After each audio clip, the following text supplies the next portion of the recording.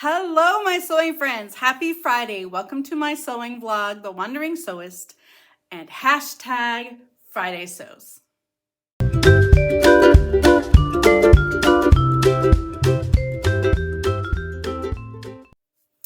Welcome back to my channel, The Wandering Sewist. My name's Diana, and my weekly sewing vlog this week is hashtag Friday Sews. I want to say thank you to Jen from Today in Jen's Sewing Room, as ever, for starting this incredible hashtag. I'm sorry I missed you last week. I was busy with kid stuff. One of my kids had a concussion from a fall on the ice, and another child had his wisdom tooth removed, and so I needed to do a lot of kid stuff last week. So I'm sorry I missed you. I missed posting a vlog. I felt like lost without having posted something to you all, and it was very strange. So I'm really happy to be back this week talking about a little bit of sewing and a little bit of life. Okay, so first let's start with sewing. So this week I am working on the Upton dress from Cashmerette.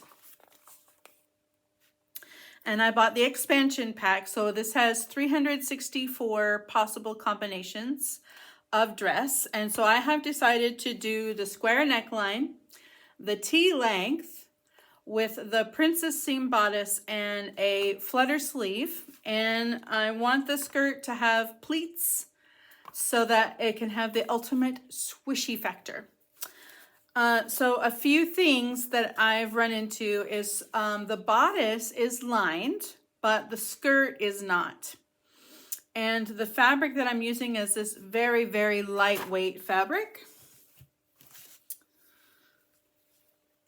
Right here, it's I'll pin together. So this fabric is super lightweight, like a poly fabric, and it does definitely need to be lined.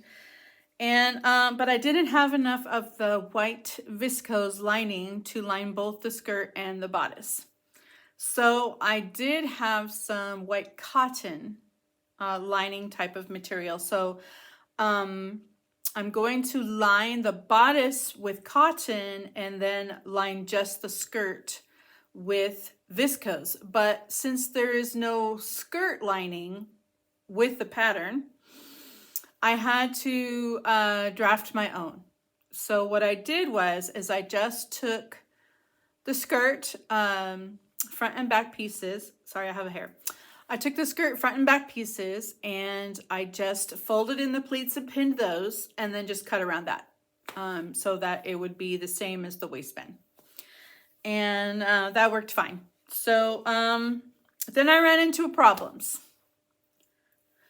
My very first thing that I needed to do for the pattern was to stay stitch the neckline. Unfortunately, my sewing machine decided to do something crazy. I'm not even sure what happened, but this happened.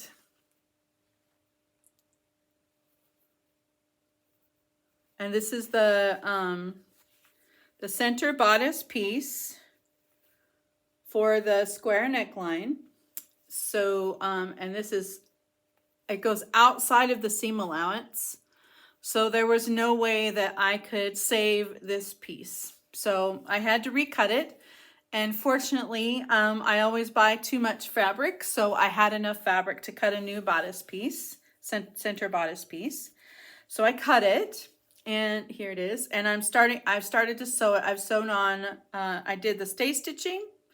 And then I started to sew on the side bodice pieces, making the princess seams. Now, I run into another problem. This fabric, I've never worked with this kind of fabric before, and it's having a bit of an issue with the stitching. I don't know if I can show you this. Can you see what's happening here with the stitching? It's doing this. It's not lying flat, and I'm hoping that I can very carefully press that out. I switched to a Microtex needle, and I'm using a size 70 Microtex needle, and it hasn't made a difference.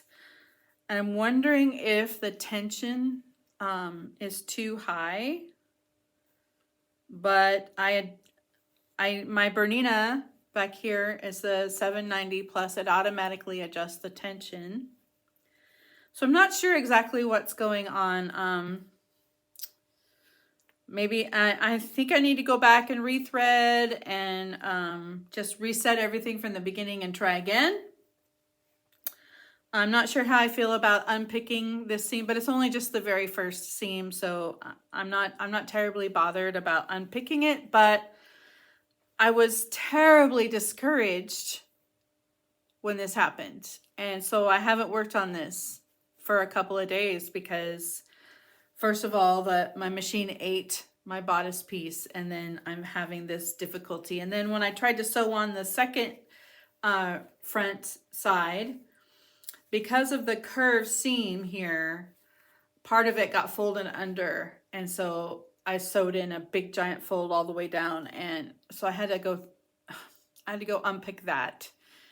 And it's just been super frustrating. Perhaps the princess seam was not the best choice, but I'm going to persevere. I am going to push through, and I'm going to do it. It just might take me a lot longer to finish this dress. Now, I really wanted to wear this dress for the spring holidays. We are spending the spring holidays in London this year with some friends. So I really hope I can finish it before then. I have until April, so it's a good month.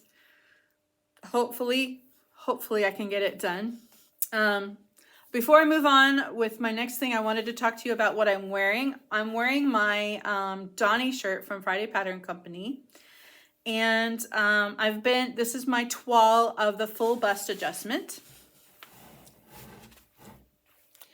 which it fits around my bust very nicely, but it's still that crop length. I did not make it any longer. I like the length in the back, but I'm not crazy about the length in the front. I'm going to show you. I'm just going to turn my tripod a little bit so I can stand up and show you. Okay, so it's still cropped in the front right here. And that's fine if you're wearing high pants. And the back is comes down nicely.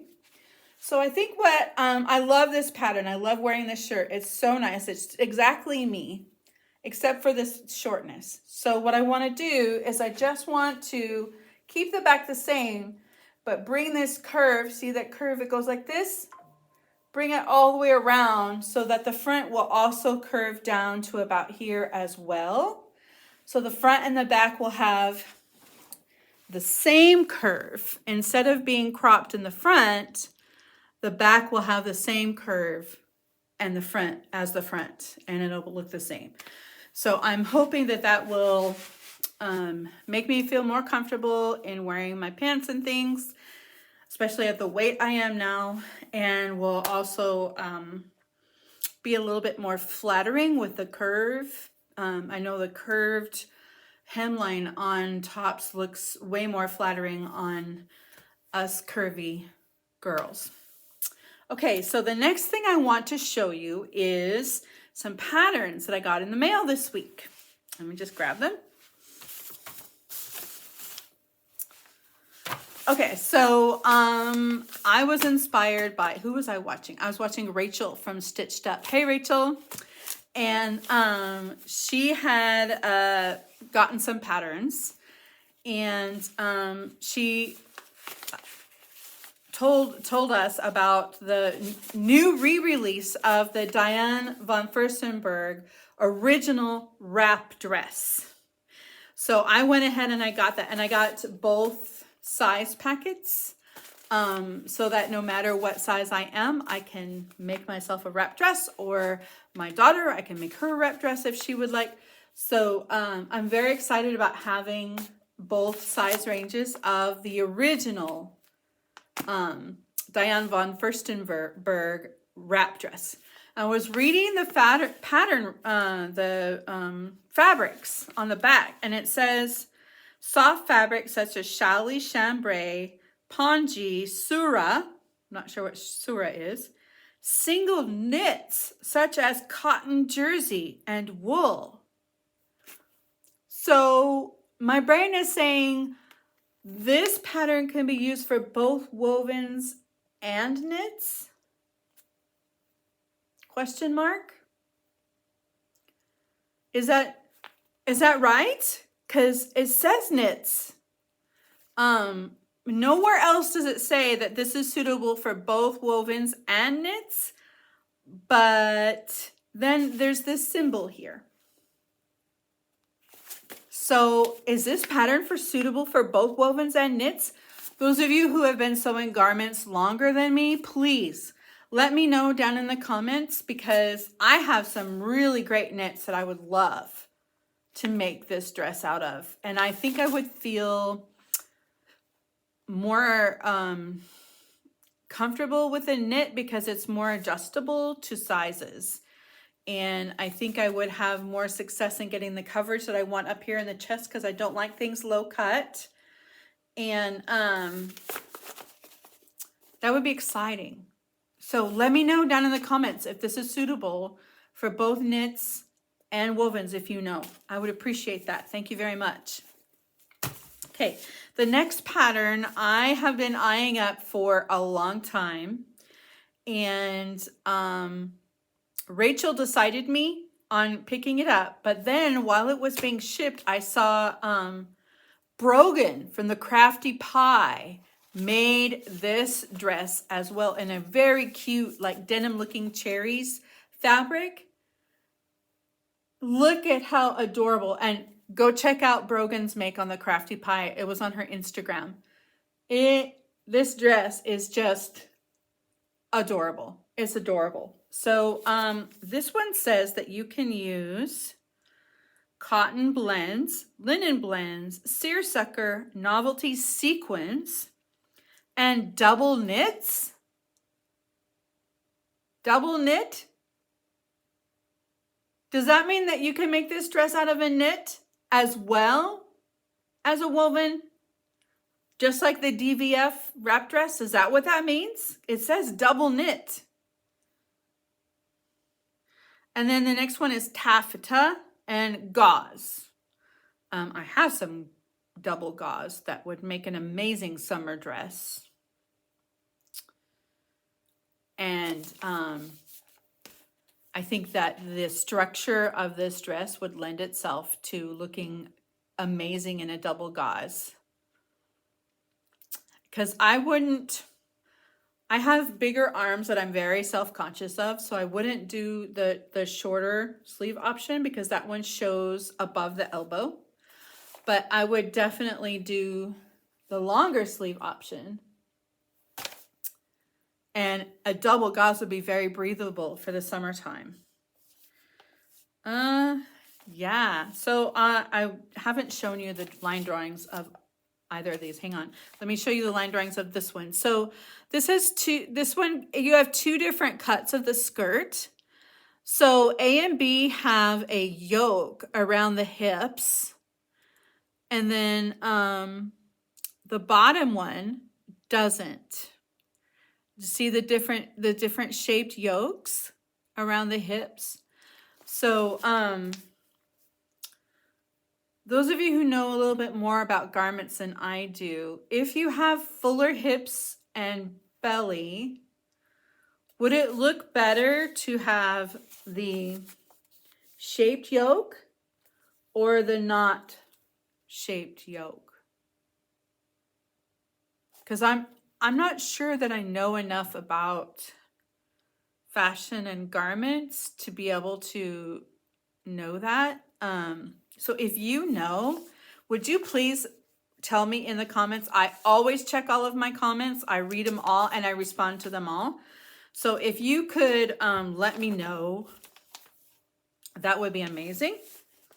Okay, next I picked up a dress I would call a house dress. So this is a bias cut dress.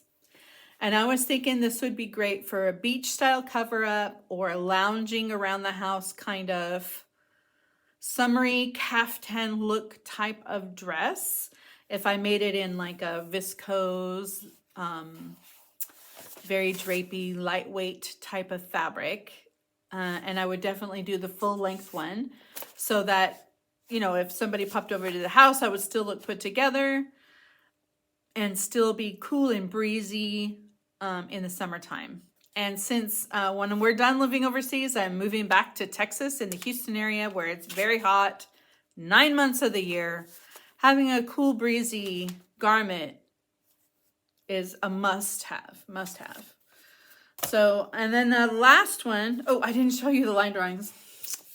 My bad, I keep forgetting.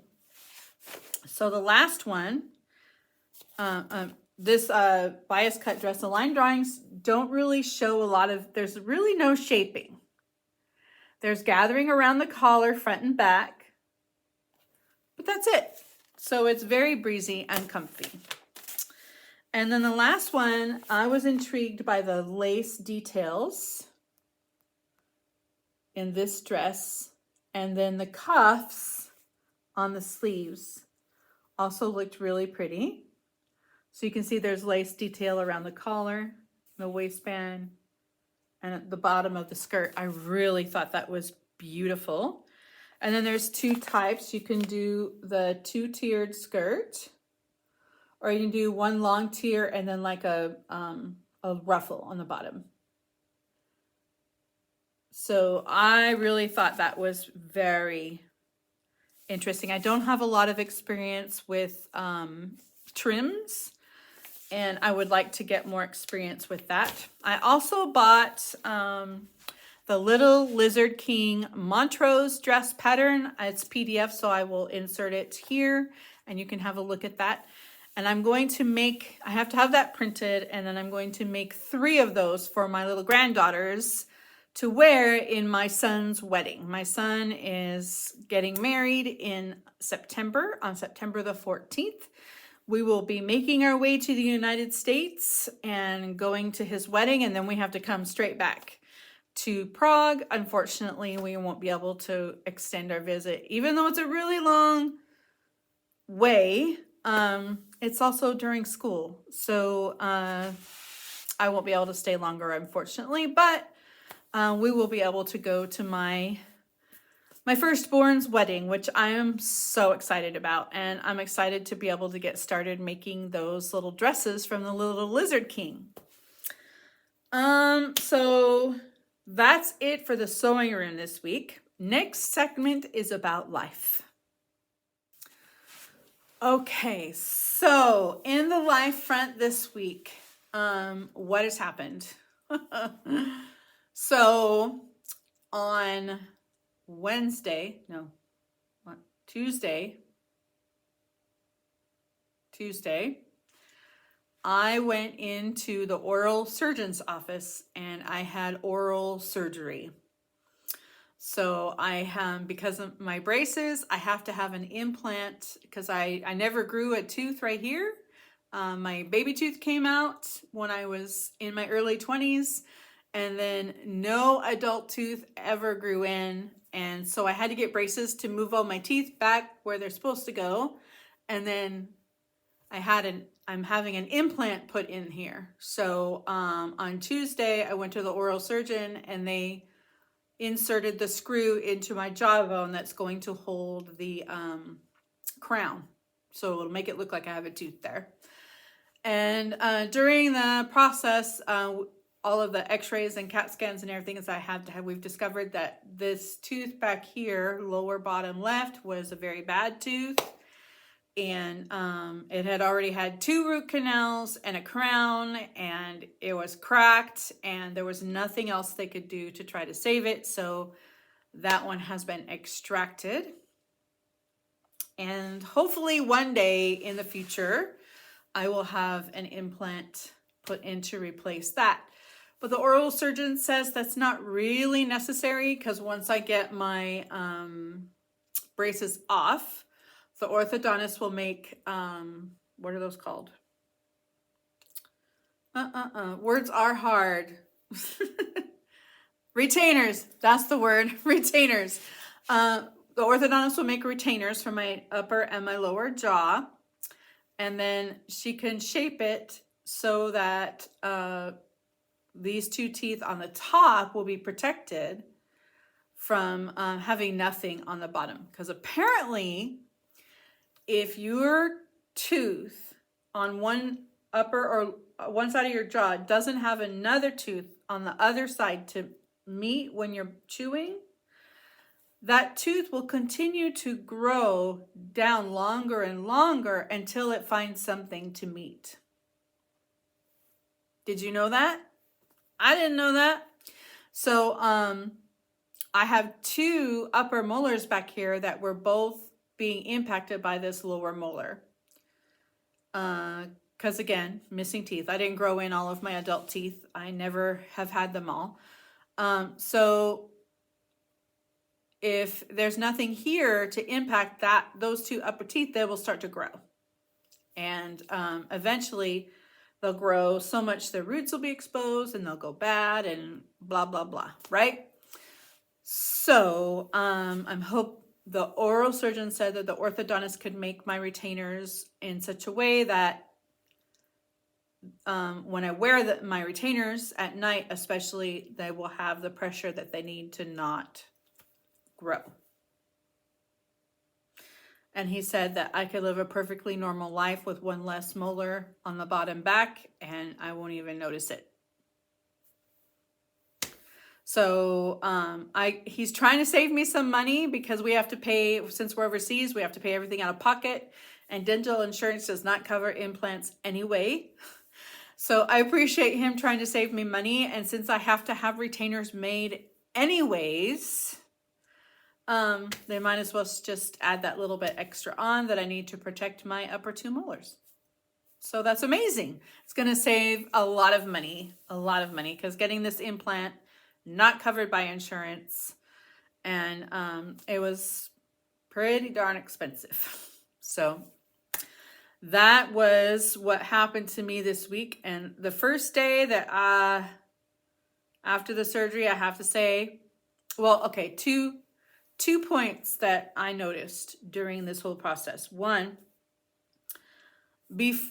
before 2 years ago on March 12th, when my daughter was horribly taken from us, I was a big baby when it came to dental care.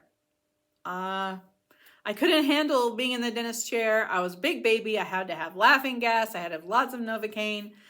And it was, I just was so anxiety riddled that even the Novocaine had trouble working. So that was before. So this week is the first dental work I've had since my daughter was killed. And I was laying in the dental chair, and yeah, it was uncomfortable, but I was thinking, this is nothing compared to what I've been through over the last couple of years. This is, it barely even impacted me, which, looking back, is amazing. I don't know if it's amazing in a good way or a bad way because of how it came about.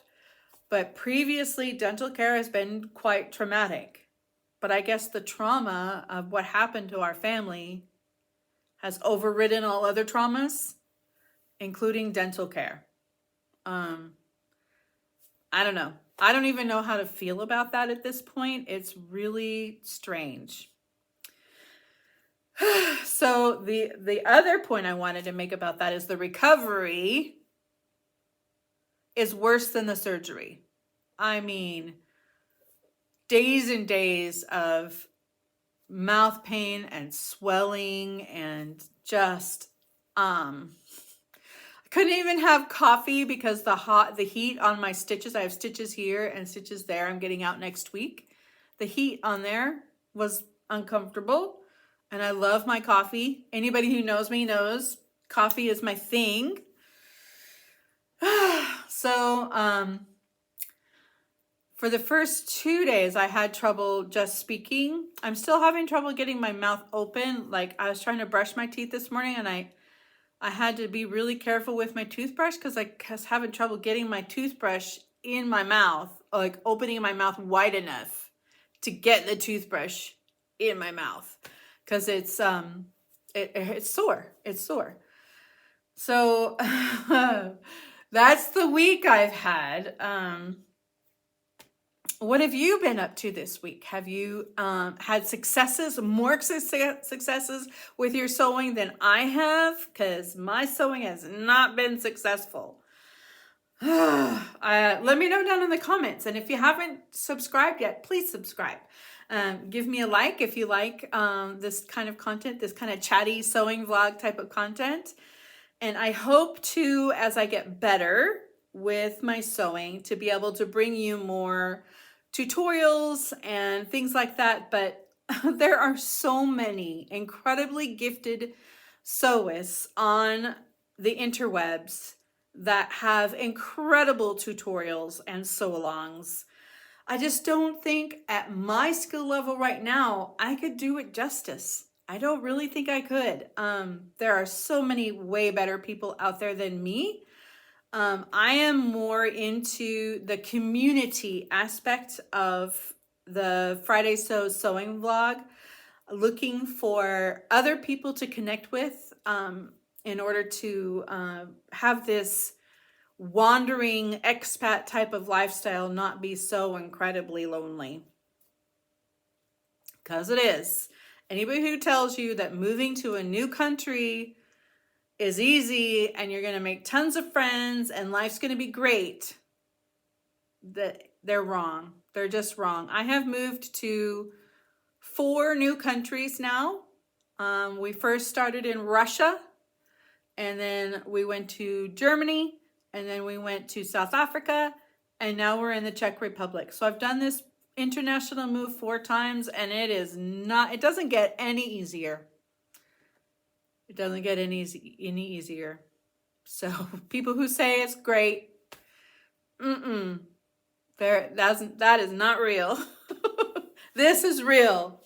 I'm giving you the real story about the expat lifestyle on this channel as it relates to sewing.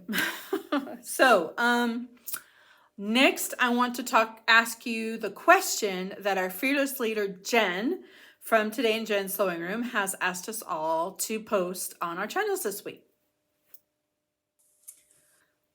So next week is World Book Day, and I am a voracious reader. My chosen genre of reading is science fiction and fantasy. It's my preferred because I find reading to be escapism. It's one of the ways that I can take a break from the world and just live in this alternate reality that has nothing to do with my life and just gives me a break. So I've just started reading a new series. I just finished the first book. The first book is called Starship's Mage, and it's by Glenn Stewart. Ugh, it keeps going. This is my Kindle. So it's on Kindle Unlimited. And it's a space opera. And I find that it echoes my favorite space opera, which is the Honor Harrington universe. If you know anything about space opera, that's probably the most famous one by David Weber. And I have read all of those books and enjoyed them thoroughly, so much that I reread them. And now I am reading this new one the first book is called Starship's Mage, and the second one that I just started is called Hand of Mars.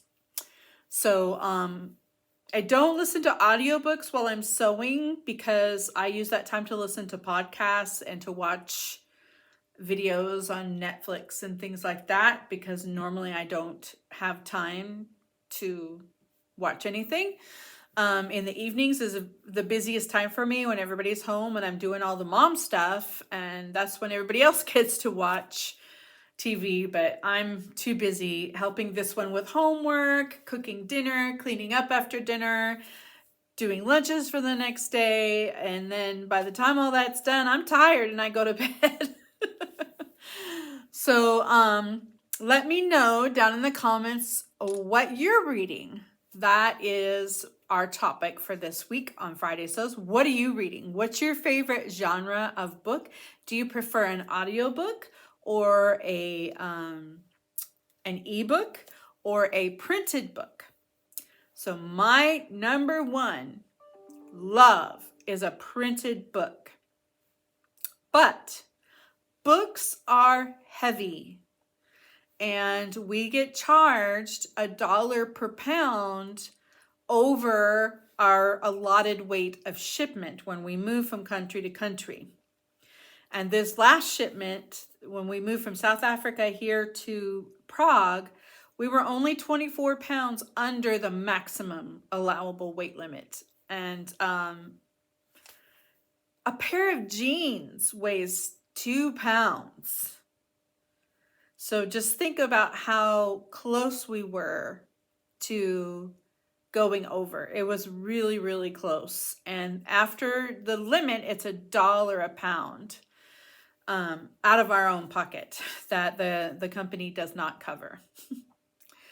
So I prefer printed books, but I've had to resort to the Kindle app and doing Kindle Unlimited so that I can still have all the books that I want to read, but I don't have to have a hard copy that weighs a bunch and will add to our shipment amounts.